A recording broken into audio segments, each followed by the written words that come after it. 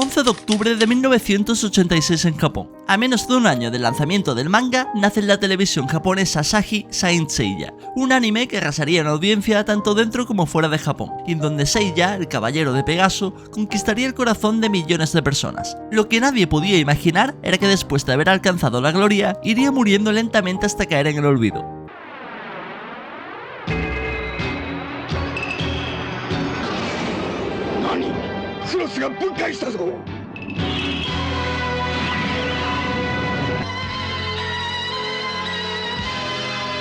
No se puede entender la decadencia de los Caballeros del Zodíaco sin entender primero al hombre que hay detrás, así que primero daremos un viaje por la vida y obra de su autor.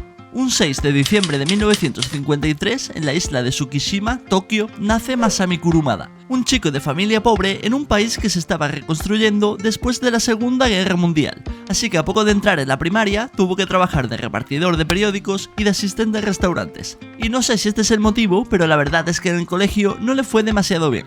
Ya en la secundaria, con 15 años, gracias a la Weekly Shonen Jump, conocería la obra que lo inspiraría a convertirse en mangaka, Otoko Ippiki Gaki Daisho, de Hiroshi Motomiya. Y también fue por esta época cuando ingresaría en un club de judo, lo cual lo convertiría en un fan de las artes marciales. Y no solo para el manga, también se reventaba puños con todos los niños del colegio. Fumaba en el baño, aspiraba disolvente de pintura, era tan malo que en una ocasión su maestro Kazuhiko tuvo que llamar a la policía. Durante todo este tiempo se ha rumoreado que por aquella época era el líder de una pandilla, pero esto nunca fue confirmado. Y puesto que para él la universidad no era una opción y que era muy bueno dibujando, decidió probar suerte como mangaka en un concurso de Shueisha. Al principio no tuvo mucho éxito, pero se las ingenió para acabar trabajando como asistente del creador de Samurai Giants, y con tan solo 20 años debutó en la Shonen Jump con Sukeban no Arshi, pero tampoco fue muy allá, hasta que a los 24 años consiguió su primer gran éxito con Rin Nikakero, un manga de boxeo, y siguió dibujando mangas de nuevo sin mucho éxito hasta que en el 85 crearía su obra magna Saint Seiya. Como curiosidad, su película favorita es El Padrino y por toda Japón se rumorea que su deporte favorito es el drinking.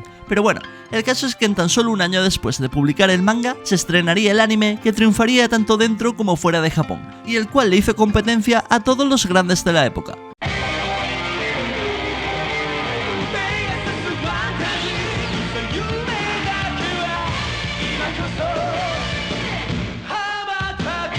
La idea inicial de Saint Seiya no era como te imaginas. En principio el nombre de la obra iba a ser Ginga no Rin y en vez de santos trataba sobre luchadores de karate, ya que iba a estar inspirada en gran parte por Karate Kid. En vez de santuarios iban a ser dojos y en vez de armaduras serían kesas, que son trajes budistas. Pero ya teniendo claro que los personajes tendrían poderes sobrehumanos, pensó que deberían de tener alguna coraza que los protegiera de los golpes, y de ahí surgió la idea de las armaduras. Por otra parte, la idea inicial era que el Caballero de Leo fuera el protagonista de la obra, aunque finalmente pensó que si ponía un Caballero de Oro como personaje principal, no podría hacer un camino del héroe con una historia de superación. Y hablando del protagonista, en casi todo manga de Masami Kurumada hay un personaje con el mismo diseño que Seiya.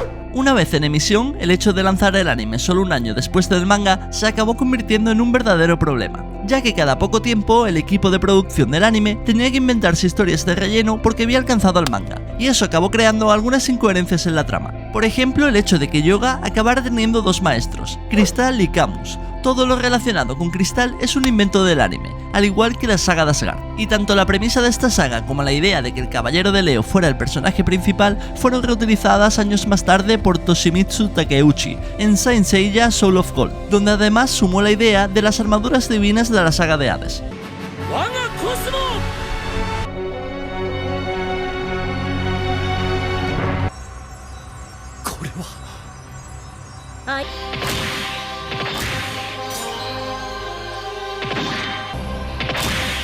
Ahora sí, comienza Saint Seiya, un anime protagonizado por el Caballero de Pegaso, quien después de conseguir su armadura de bronce y aprender cómo funciona el cosmos, participaría en un torneo por la armadura de oro de Sagitario. A poco de empezar el torneo vemos un combate increíble a muerte entre Seiya y Shiryu, que marcaría el camino que tendría la serie hasta el final. Y después de la llegada de Ikki y el fin de los Caballeros Negros, no tardaríamos en darnos cuenta de que era muy diferente de todo lo que había en la época. Para empezar, todo el peso de la trama no recae sobre un único protagonista como es habitual en casi cada obra. Aquí tenemos a Seiya de Pegaso, Yoga del Cisne, Ikki del Fénix, Shun de Andrómeda y Shiryu Caballero del Dragón. cada uno con sus propios traumas y complejos. Y la figura de Athena, que en un principio no iba a existir, se creó para que fuese una especie de guía emocional para los santos y que en ella encontraran su propio camino, en proteger a Athena aunque se dejaran la vida en ello, ya que la mayoría del público de la Shonen Jump es joven y así sería más fácil de entender para ellos que si tuviesen que encontrar cada uno su propio camino. Y nuevamente, al igual que hablamos en el documental del Super Saiyan, era muy diferente de todos los dibujos que había por Occidente. Peleas a muerte y una historia que continúa capítulo a capítulo y en donde los sucesos importan, por no hablar de la sangre. En cada arco los santos de bronce pierden como 370 litros de sangre. Además de que si los shonen estaban basados casi por completo en la justicia y el poder de la amistad,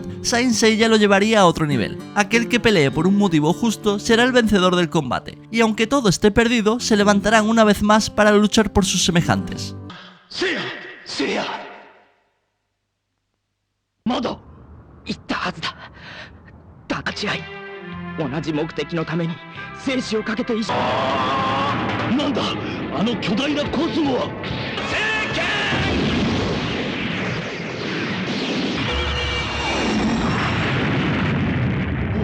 Pasa el tiempo y como medio anime lo estaba escribiendo un becario de Shueisha, todavía seguía sin ser esa leyenda en la que se acabaría convirtiendo. Pero aunque el relleno no fuera la gran cosa, sí que había muchos aspectos que llamaban la atención y que te podían hacer pensar de que era una serie con potencial. Y por suerte esto no tardaría en confirmarse. Todo aquello que se convierte en un fenómeno mundial tiene que tener un momento que te haga levantarte de la silla. Ese momento Kimetsu no Yaiba temporada 1 episodio 19 que terminas y lo vuelves a ver, lo terminas y lo vuelves a ver y dices qué jodida obra de arte que es esto.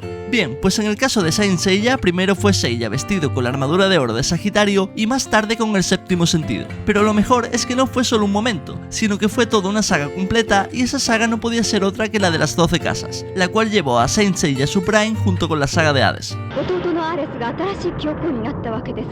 ゴールドセイントの我ら二人が戦えば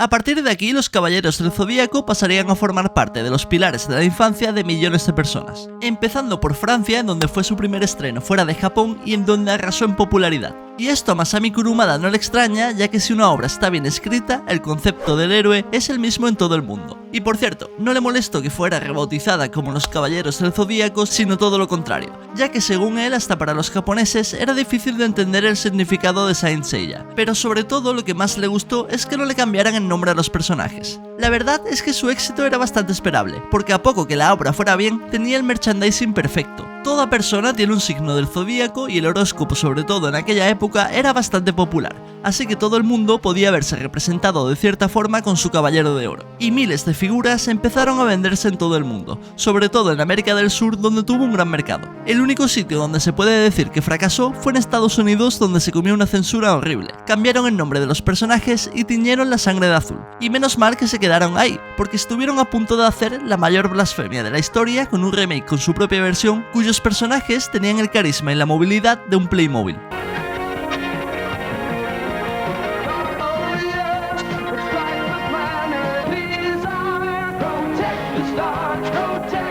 Como ya dije, la saga de las 12 casas no vive de momentos, sino que toda en sí acabaría formando parte del Salón de la Fama del anime clásico. Para empezar, aunque es casi de sentido común que los santos de bronce sobrevivirían, enfrentan situaciones en las que ni el espectador sabe cómo van a poder salir de ahí, y llega el momento en el que casi damos por hecho que mueren. Y esto no pasa solo una vez, sino 4 con cada uno de ellos menos con Seiya. Lo vemos con Shiryu contra Capricornio, con Yoga contra Camus, con Ikki contra Shaka y con Shun contra Afrodita, todo para que después Athena termine salvando el día.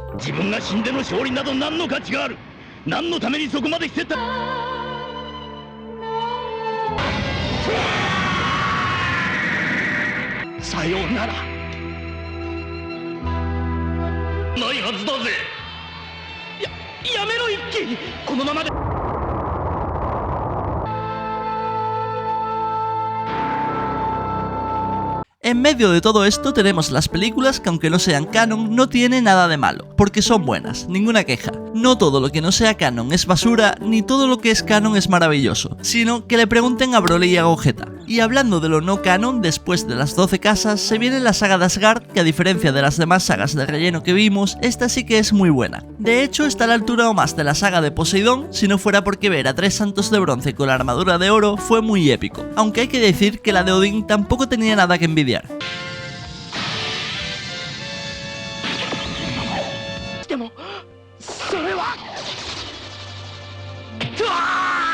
Con el fin de la saga de Poseidón termina la serie original dejándola por todo lo alto, convirtiéndola en una leyenda del anime y en una serie que podía competir contra las más fuertes de la época. En palabras de Masami, Akira Toriyama era un genio mientras él se esforzaba más que nadie. Toriyama era un huevo de oro y él era un huevo de hierro, que con esfuerzo, dedicación y siendo pulido a diario podía brillar tanto como él. Ejemplo japonés, el de comparar los huevos a mí no me preguntes. El caso es que aun teniendo escrita la saga de Hades, el anime entraría en un parón que duró 13 largos años. No olvidemos que aunque el manga sea lo 100% canónico, y aunque casi todos los mangakas se la sude el anime, este es el mercado mundial, mientras el manga no deja de ser un nicho, hasta hace no mucho creado casi en exclusiva para el mercado japonés, sobre todo en aquella época donde hubieron muchos animes que fueron creados únicamente con la idea de promocionar su manga.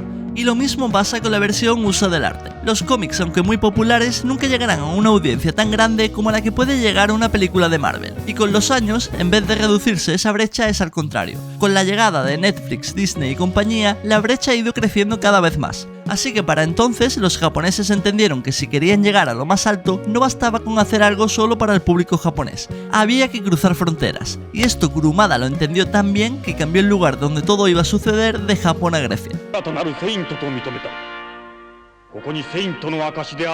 Para el año 2000, la idea de Masami Kurumada era Hades, hacer una saga del cielo contra Zeus, para luego terminar poniéndole fin a la obra peleando contra los dioses primordiales, Gaia y Cronos. Pero esta parte tendrá que esperar, ya que en 2002, gracias a la presión de los fans de todo el mundo, se estrenaría la saga de Hades. Y qué decir, una obra de arte que aún alcanzando su prime, constituiría el principio del fin, con un comienzo de saga increíble y una premisa parecida a la película de los Santos Escarlata, donde parece que los caballeros de oro que murieron se han vuelto malos, pero al final no. Además, era una saga donde el resto de villanos también daba miedo y no únicamente el villano principal. Los jueces del infierno eran temibles y muy superiores a los caballeros de oro que en tan alta estima teníamos. Y sobre todo, por fin terminaríamos por conocer el mayor secreto de la serie: ¿qué pasó con la hermana de Seiya? Y para terminar, como es habitual en el shonen, el nuevo Power Up fue épico a otro nivel.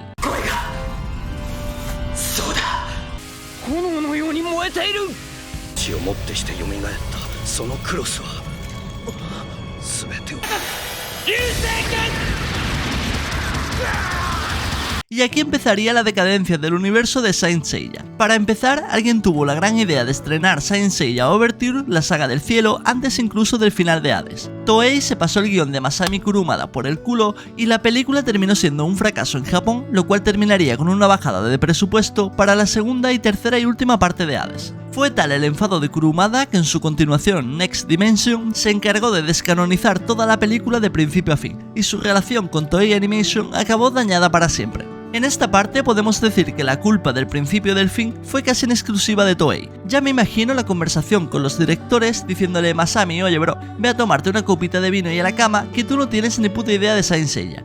Yo formo parte de ese porcentaje de la población que piensa que una obra tiene que ser como quiera su autor. Aunque pienses que va a cagarla, es su historia y puede hacer con ella lo que quiera. Como si quiere que a Seiya se lo coma un dinosaurio o que un caballo gane la pelea contra un juez del infierno cuando 3 santos no pudieron. Ah no, que eso sí pasó de verdad, pero todavía no hemos llegado a eso.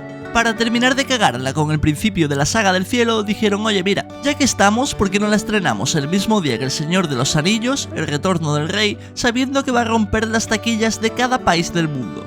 Sí, me parece que eso será buena idea. Pero espera, que aunque Toei empezara la decadencia, Masami Kurumada no está libre de culpa. Empezó a dar derechos de emisión y publicación a cuanto spin-off se le pusiera por delante, prostituyendo su obra sin ningún pudor. Y así nació Saint Seiya de los Canvas por Shiori Teshirogi, Episodio G por Megumu Okada, Saint Sho por Chimaki Kuori, Meio Iden Darkwing por Shinshu Ueda, Re-Rise of Poseidon por Suda Tsunagami, Time Odyssey por Jerome Arki, Saint Seiya Omega temporada 1 por Reiko Yoshida y temporada 2 por Yoshimi Narita, Soul of Gold por Toshimitsu Takeuchi, Legend of Sanctuary por Tomohiro Suzuki, Gigantomachia, novela escrita por Tatsuya Hamasaki, y el live action, el remake de Netflix, y no sé si me dejo alguna más. Y ojo, que no estoy diciendo que solo por no ser canon ya sea malo. De hecho, de los Canvas era bastante buena, y a mí Overture me gustó bastante. Pero con tanto spin-off, todo el mundo sabía lo que iba a pasar. Una guerra abierta entre los fans que solo querían lo que saliera de la mano de Kurumada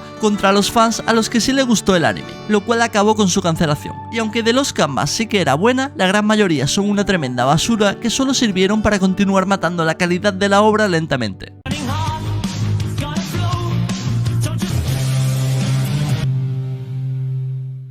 Para darle la puntilla final a la franquicia, Masami creó Next Dimension, en donde vemos a un caballo venciendo a patadas a un juez del infierno, Cronos los envía al pasado gastándole una bromilla a Athena como volver a hacerla bebé, aparece el 13º caballero de oro Fiuco que acaba siendo casi lo mismo que Saga, volvieron a hacer una versión de las 12 casas, porque si eso empezó la época dorada lo mismo traería una nueva, y para terminar, mientras en Overture Seiya se dispone a golpear a Apollo aunque solo sea una vez, al final de Next Dimension se arrodilla y pide clemencia, y termina borrando la memoria al igual que en Overture. Y con una vista al Monte Olimpo, con la futura promesa de una saga del cielo, termina Saint Seiya Next Dimension. Si a eso le sumas que los mangas eran cortos, algunos llegando a las 8 páginas, que tardó 18 años en terminarlo debido a sus problemas de salud y que el hombre ya tiene 71 años, y que como ya hemos hablado antes, lo que hace que un manga supere fronteras es su anime, pues ahí tienes como Masami Kurumada terminó lo que había empezado Toei Animation. El fin del legado de una de las mayores franquicias de anime de la historia, aunque hay que decir que el shonen en general no es que esté precisamente en su época dorada.